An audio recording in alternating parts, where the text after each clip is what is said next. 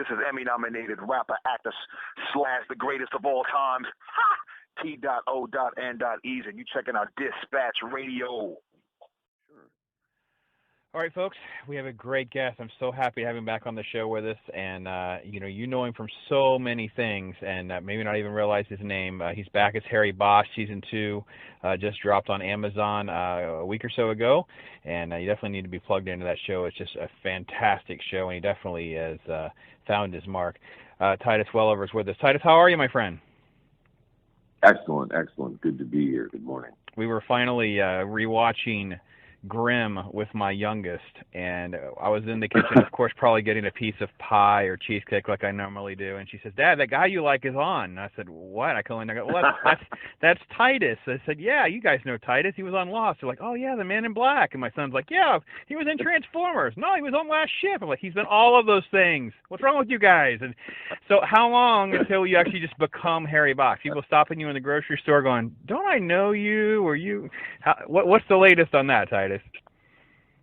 Well, it's been on the fast track only because the billboards and Amazon has done an amazing job of advertising the show and getting it out there. But there are giant billboards of my face plastered on buses and subways and billboards sort of across the country. So, and a lot of stuff in the airport. So, of course, that makes for some interesting, stepping into the radar machine as the guy is, scrutinized, and then the guy will ultimately realize, oh, right, that you're on that billboard that's, at the front of LAX if you enter. Yep. Of course, they think I'm on a watch list, and no, the people, there's such incredible goodwill towards the show. People really enjoy it and come up and tell me how much they're enjoying the show in the first season, and it's really quite lovely, I have to say. Michael Connelly's character is just so rich. There's just so much good material to pull from, and as you kind of see season 1 wrap up, go into season 2, and not have that in the books, how much has changed for you? How much have you grown into Harry? How much do you see him differently? Well, Harry is, I think anytime there's, a character that is so multifaceted and nuanced and interesting, it's easy to kind of fall for that character, and you become sort of inextricably linked to that character. And I like Harry, and I really enjoy playing him. I think we share certain things, and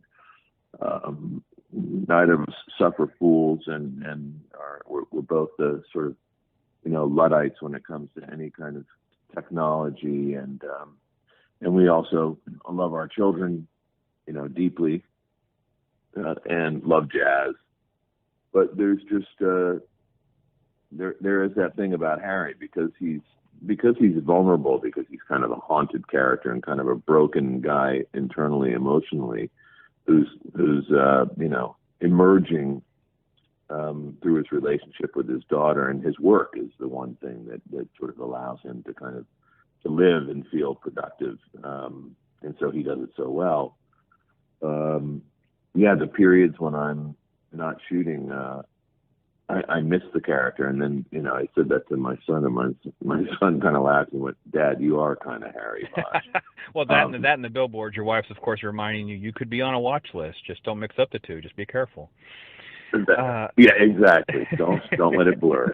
How do the different directors? Obviously, you have Kevin Downs come over. He's done a lot of work at FX with the Americans and stuff like that. Ernest Dickerson with The Walking Dead, and Alex, of course. And do they approach it differently? How do they advise you differently on how to approach Harry, or different scene, different elements? Well, the thing is that you create kind of or it probably just sort of happens through osmosis. There's a shorthand in the communication, and so there's sometimes it's a gesture, sometimes it's really nothing. Sometimes we just try it differently, but for the most part, after you've established those relationships, and obviously I now really know that character, and that's my one, it's the one card I can throw down on the table when they start to torment me, is I say, you know, I know this guy better than you do. Of course, that never happens, but because we've been kind of doing it from the ground up together. I mean, certainly Dowling, sure. You know, he came in and reconfigured the pilot episode so that it made sense, because there was some recasting and just some story stuff that needed to be tweaked. So, you know, between Kevin Dowling and Dickerson and Alex, they're all different, but we all sort of ultimately find our race to the finish line in the same fashion. And we're a tight group. It's an outstanding crew, outstanding cast. So it's despite the long hours that we work, there's a tremendous amount of respect and affection. And so it's really, I hate to jinx it, but it's really a perfect workplace. I could not ask for a better workplace, and just the, you know, people that I really love working with.